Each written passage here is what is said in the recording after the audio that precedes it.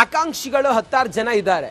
ಆದರೆ ಸತೀಶ್ ಜಾರಕಿಹೊಳಿ ಅವರ ಹೆಸರು ಯಾಕೆ ಮುನ್ನೆಲೆಗೆ ಬಂತು, ಸತೀಶ್ ಜಾರಕಿಹೊಳಿ ಅವರು ಆ ತಾಕತ್ತಿದೆಯಾ ಅವರಿಗೆ ಅನ್ನೋದೆಲ್ಲ ನೋಡಿದಾಗ, ಅವ್ರ ಬಗ್ಗೆ ಮಾತಾಡ್ದವ್ರು ಯಾರು ಅಂಥೇಳಿ ಎಲ್ಲ ನೋಡಿದಾಗ ಬಹುಶಃ ಇಂಥದ್ದೊಂದು ಚರ್ಚೆ ಕಾಂಗ್ರೆಸ್ ಪಾಳ್ಯದಲ್ಲಿ ಸಿದ್ದರಾಮಯ್ಯ ಅವರ ಬಣದಲ್ಲಿ ಇರಬಹುದೇನೋ ಅನ್ನುವಂತಹ ಸಂಶಯ ಮೂಡೋದು ಸಹಜ.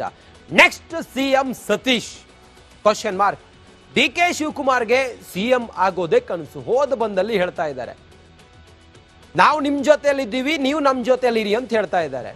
ಡಿ ಕೆ ಶಿವಕುಮಾರ್ ಅವರ ಬೆಂಬಲಿಗರು ಅತ್ತ ಮಾಗಡಿ ಶಾಸಕರು ಹೇಳೋದದೆ, ರಾಮನಗರ ಶಾಸಕರು ಹೇಳೋದದೆ, ಅವ್ರ ಬೆಂಬಲಿಗ ಶಾಸಕರು, ಆಪ್ತ ಶಾಸಕರು ಹೇಳೋದು ಡಿ ಕೆ ಶಿವಕುಮಾರ್ ಮುಖ್ಯಮಂತ್ರಿ ಆಗಬೇಕು ಅಂತೇಳಿ. ಅವರವರ ಕನಸದು. ಡಿ ಕೆ ಶಿವಕುಮಾರ್ ಅವರು ಕೂಡ ಅದೇ ಅಪೇಕ್ಷೆ ಹೊಂದಿದ್ದಾರೆ.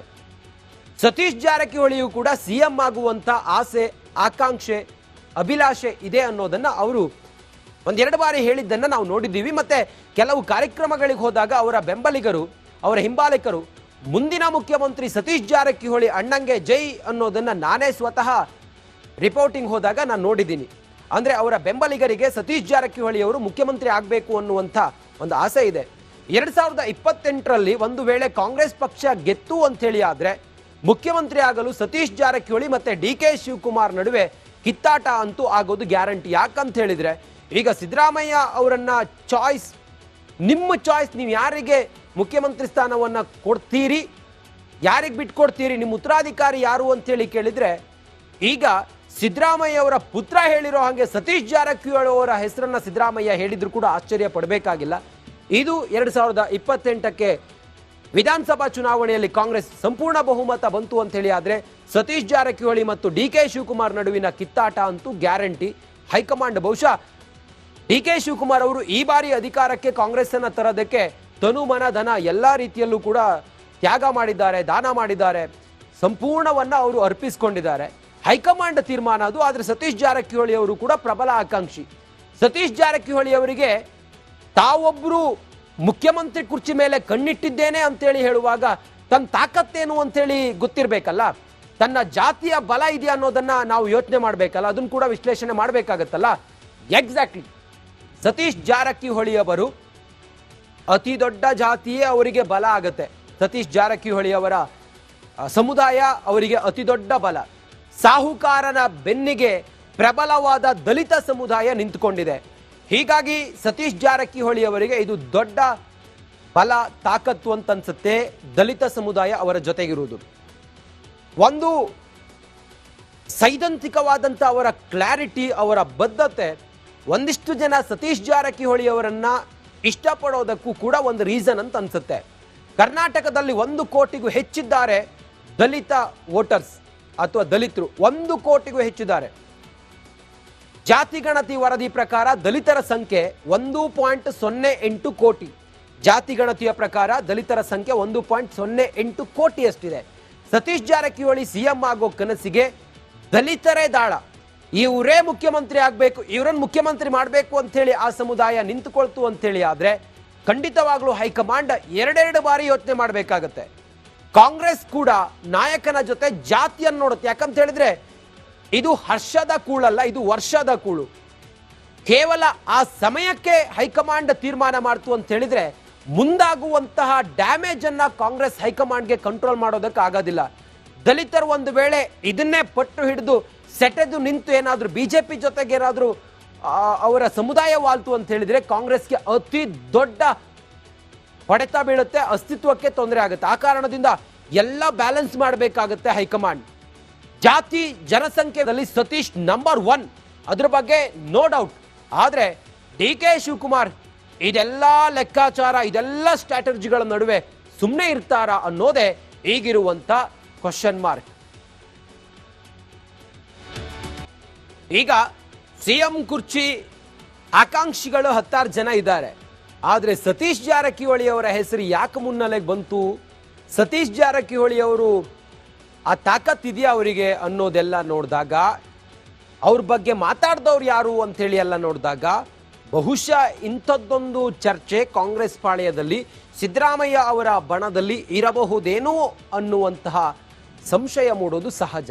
Next CM Satish question mark. D K ಶಿವಕುಮಾರ್ಗೆ ಸಿಎಂ ಆಗೋದೇ ಕನಸು. ಹೋದ ಬಂದಲ್ಲಿ ಹೇಳ್ತಾ ಇದ್ದಾರೆ, ನಾವು ನಿಮ್ ಜೊತೆಯಲ್ಲಿದ್ದೀವಿ, ನೀವು ನಮ್ಮ ಜೊತೆಯಲ್ಲಿರಿ ಅಂತ ಹೇಳ್ತಾ ಇದ್ದಾರೆ.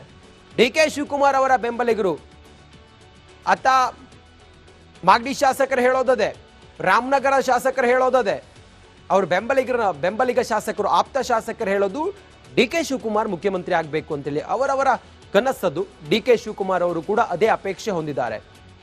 ಸತೀಶ್ ಜಾರಕಿಹೊಳಿಯು ಕೂಡ ಸಿಎಂ ಆಗುವಂತ ಆಸೆ, ಆಕಾಂಕ್ಷೆ, ಅಭಿಲಾಷೆ ಇದೆ ಅನ್ನೋದನ್ನ ಅವರು ಒಂದೆರಡು ಬಾರಿ ಹೇಳಿದ್ದನ್ನ ನಾವು ನೋಡಿದ್ದೀವಿ. ಮತ್ತೆ ಕೆಲವು ಕಾರ್ಯಕ್ರಮಗಳಿಗೆ ಹೋದಾಗ ಅವರ ಬೆಂಬಲಿಗರು, ಅವರ ಹಿಂಬಾಲಕರು ಮುಂದಿನ ಮುಖ್ಯಮಂತ್ರಿ ಸತೀಶ್ ಜಾರಕಿಹೊಳಿ ಅಣ್ಣಂಗೆ ಜೈ ಅನ್ನೋದನ್ನ ನಾನೇ ಸ್ವತಃ ರಿಪೋರ್ಟಿಂಗ್ ಹೋದಾಗ ನಾನು ನೋಡಿದ್ದೀನಿ. ಅಂದ್ರೆ ಅವರ ಬೆಂಬಲಿಗರಿಗೆ ಸತೀಶ್ ಜಾರಕಿಹೊಳಿ ಅವರು ಮುಖ್ಯಮಂತ್ರಿ ಆಗಬೇಕು ಅನ್ನುವಂಥ ಒಂದು ಆಸೆ ಇದೆ.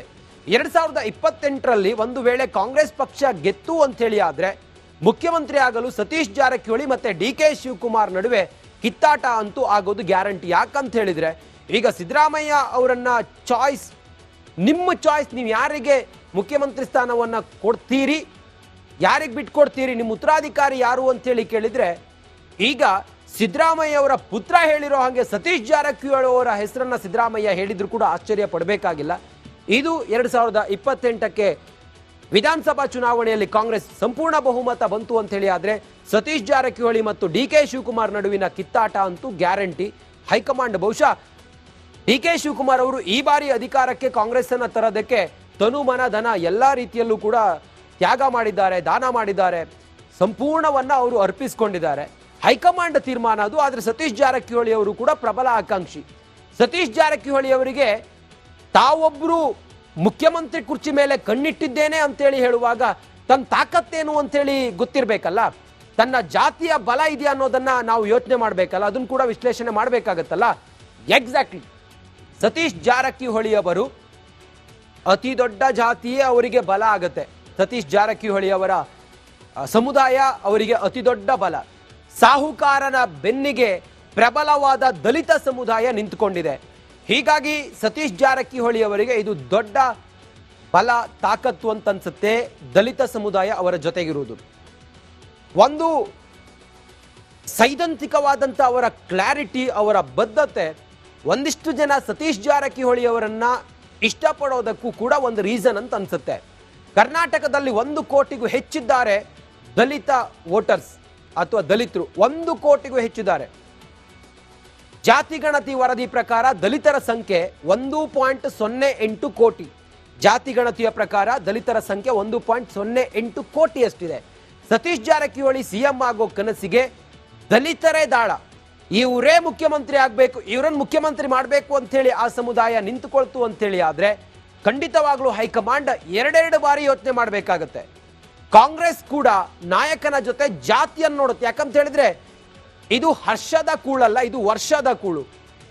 ಕೇವಲ ಆ ಸಮಯಕ್ಕೆ ಹೈಕಮಾಂಡ್ ತೀರ್ಮಾನ ಮಾಡ್ತು ಅಂತ ಹೇಳಿದ್ರೆ ಮುಂದಾಗುವಂತಹ ಡ್ಯಾಮೇಜ್ ಅನ್ನ ಕಾಂಗ್ರೆಸ್ ಹೈಕಮಾಂಡ್ಗೆ ಕಂಟ್ರೋಲ್ ಮಾಡೋದಕ್ಕೆ ಆಗೋದಿಲ್ಲ.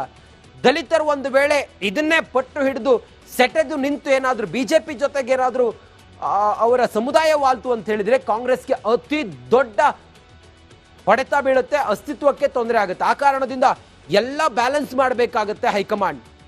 ಜಾತಿ ಜನಸಂಖ್ಯೆಯಲ್ಲಿ ಸತೀಶ್ ನಂಬರ್ 1, ಅದ್ರ ಬಗ್ಗೆ ನೋ ಡೌಟ್.